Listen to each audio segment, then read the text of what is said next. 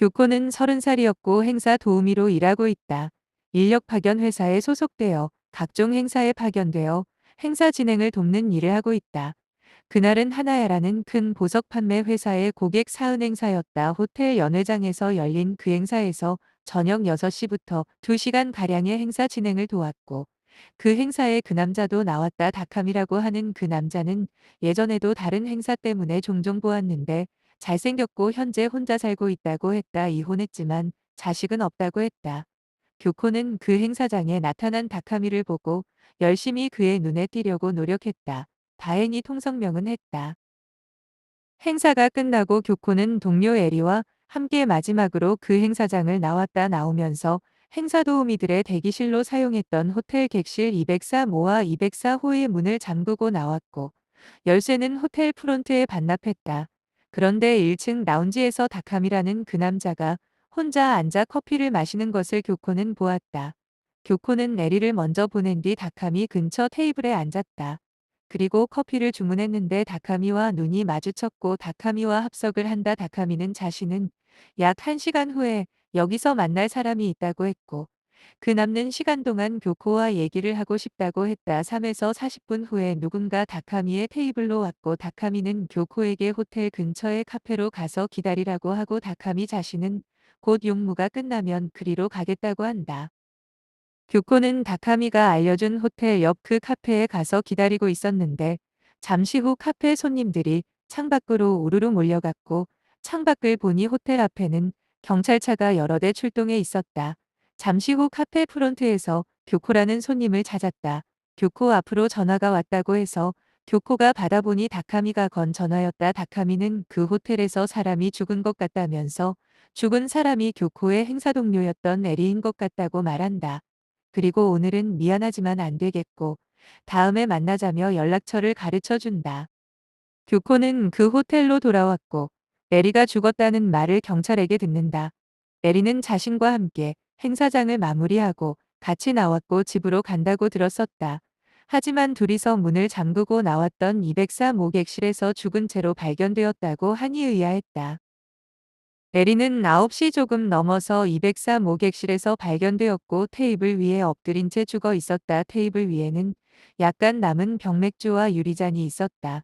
유리잔에는 청산가리가 섞인 맥주가 남아 있었고 그것을 마시고 죽은 것이다. 메리의 시체를 발견한 사람은 행사도우미 파견회사 사장인 마루모토였고 교코와 에리는 그 회사 소속이었다. 마루모토는 자신은 에리와 연인관계였다고 밝혔고 그날 행사가 끝나고 몰래 그 객실에서 만나기로 했다고 했다. 하지만 문이 열리지 않아 호텔 프론트에 문의했고 달려온 호텔 지배인과 벨보이 셋이서 문을 열었지만 안에 도어 체인이 걸려 있었다.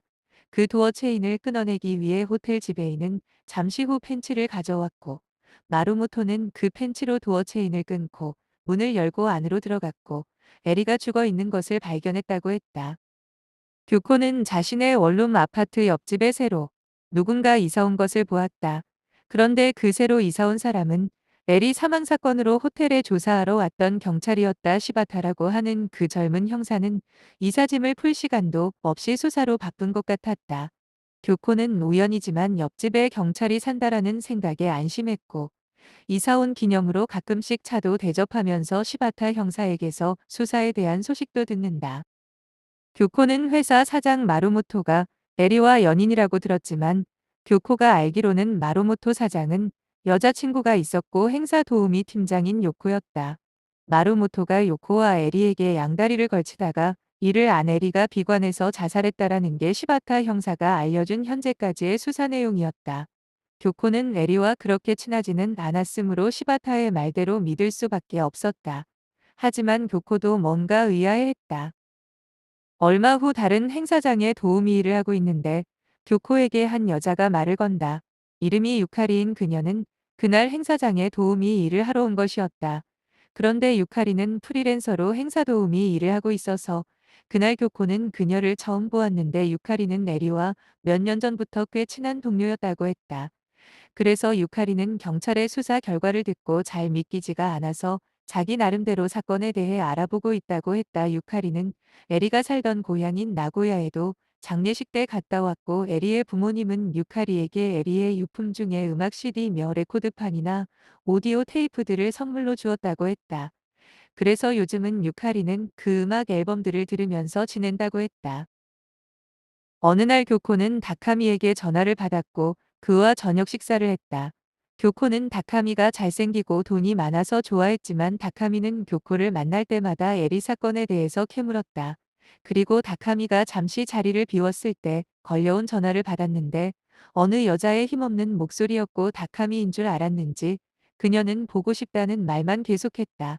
다음에는 교코가 식사 대접을 해드리겠다고 약속하고 헤어져 집으로 돌아왔는데 유카리로부터의 부재중 메시지가 도착해 있었다. 유카리가 에리의 죽음에 대하여 뭔가를 알아냈다는 음성 녹음이 되어 있었고 연락 바란다고 남겨져 있었다. 교코는 유카리에게 연락했지만 연락이 안 되었고 옆집에 있는 시바타 형사와 함께 유카리의 집으로 찾아갔다. 거기에는 유카리가 침대에 누워 죽어 있었고 사인은 목졸림에 의한 교살이었다. 그리고 유카리의 집 물건들은 누군가 뒤진 듯 바닥에 어질러져 있었고 방 안에 있는 음악 CD와 레코드판, 오디오 테이프 등이 널브러져 있었다. 시바타 형사는 이미 수사 결과 자살로 처리된 에리의 사건에 의문을 품었다. 시바타는 에리의 고향이었던 나고야 집을 방문하기로 했고 교코가 따라 나선다. 에리의 부모에게서 들은 내용으로는 에리가 3년 전 도쿄로 상경하기 전에 사귀던 남자가 있었고 이세라고 하던 그 남자는 무명화가였다. 어느 날 그 이세라는 남자는 유타로라고 하는 부동산 기업의 회장을 살해한 사건의 용의자로 지목되었고 이세는 자기 방에서 목을 맨 채 발견되었다. 그가 남긴 유서에는 자신이 유타로를 죽인 범인임을 자백하고 여자친구였던 에리에게 미안하다는 내용과 그녀와 함께 들었던 비틀즈 음악들을 그리워한다는 내용이 있었다. 에리는 남자친구였던 이세가 그렇게 죽고 나서 허망해하며 하염없이 이세가 주었던 그 비틀즈 오디오 테이프를 반복해서 들었다. 그 후 고향인 나고야를 떠나 도쿄로 가서 행사 도우미 일을 시작한다. 교코는 어느 날 하나야 보석 상점의 셋째 아들 겐조로부터 전화를 받는다. 망난이라고 소문난 겐조는 행사 도우미 여성들에게 노골적으로 접근하는 한량이었다. 교코는 영업상 거절하기 힘들어서 겐조와 함께 밖에서 식사를 하고 집에 왔다. 그런데 자신의 집이 누군가 뒤진 듯이 매우 어질러져 있었다. 다행히 통장이 없어지지 않은 것을 확인한 교코는 옆집에 사는 시바타 형사에게 도움을 청한다. 시바타 형사는 얼마 전 유카리의 집과 마찬가지로 집 물건들이 모조리 어지러져 있는 것을 보고 범인은 돈이 아닌 무언가를 찾고 있다고 생각한다. 시바타 형사는 며칠 전 유카리의 집에 어질러져 있던 음악 테이프들을 하나둘씩 조사했고 그 테이프들은 유카리가 죽은 에리의 집에 장례차 참석한 때 받아온 그 테이프들이었다. 경찰은 조사 결과 비틀즈의 음악 테이프에서 테이프 뒷면에 빼곡히 적힌 글자를 발견했고 그 내용은 무명화가 이세가 부동산 업자 유타로를 죽인 범행 동기와 공범 등이 적혀 있었다.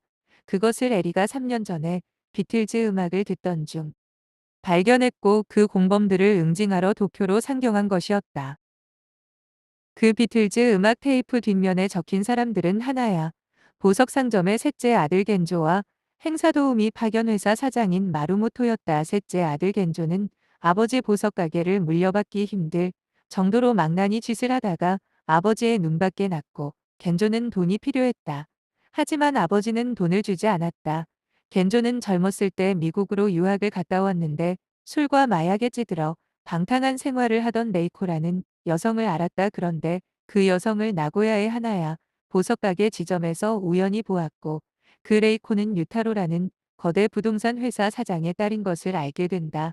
재정기획부 장관의 아들과 혼담이 오고 가던 레이코에게 겐조는 과거의 방탕한 생활을 폭로하겠다고 협박했고 이를 도울 두 사람을 고용한다. 그중 하나가 길바닥에서 초상화를 그리고 있던 무명화가 이세였고 다른 하나는 인력 파견 회사 사장 마루모토였다. 마루모토는 지금의 행사 도우미 인력 회사를 차리기 전에 한 번 사업 실패로 크게 망해 있었고 그 또한 재기를 위해서는 돈이 필요했다. 겐조와 함께 레이코에게 협박하는 것을 돕던 두 사람은 각각 거액의 돈을 챙겼고 그럼에도 계속해서 레이코의 아버지에게 연락해 돈을 떼드려 했다. 참다 못한 레이코의 아버지 유타로는 경찰에 신고하겠다고 했고 이를 막기 위해 이세는 유타로를 살해한다. 이런 내용을 알게 된 에리는 도쿄로 상경해서 마루모토가 운영 중인 행사도우미 사무실에 취직했다. 마루모토는 그 후로도 겐조와의 연주를 놓지 않았으며 겐조가 속한 하나야 보석가게 행사를 거의 다 떠맡다시피 해서 회사를 키울 수 있었다. 에리는 겐조를 죽이기로 결심하고 하나야가 주최하는 행사에서 도우미를 하며 안면을 익힌다. 그리고 그날 하나야의 행사가 끝난 후에 203호에서 독을 탄 병맥주와 함께 겐조를 기다린다. 하지만 겐조는 이상한 낌새를 눈치채고 술잔을 바꿔치기했고 에리가 그 독을 탄 맥주를 마시고 사망한다. 겐조는 마루모토에게 이 일을 뒷수습하게 했고 자신은 알리바이를 만들어 놓는다. 그 후 유카리가 에리 사건을 알아보던 중 에리의 유품으로 받아온 비틀즈 음악 테이프에서 그 테이프 뒷면에 적힌 단서를 발견하고 이 일을 팀장인 요코와 얼마 전 알게 된 교코에게 얘기한다. 유카리는 마루모토가 에리와 요코에게 양다리를 걸친다는 것을 그대로 믿었고 요코 팀장은 마루모토에 대한 원한으로 유카리를 도울 것이라 생각했지만 오산이었다. 요코는 즉히 마루모토에게 보고했고 마루모토는 겐조에게 보고했다. 프리랜서 행사 도우미였던 유카리는 요코 팀장이 집으로 방문하자 의심 없이 그녀에게 사실대로 얘기했고 요코는 유카리가 끓인 차에 수면제를 넣고 집을 나온다. 그 후 잠이 든 유카리를 겐조와 마루모토가 와서 목 졸라 처리한다.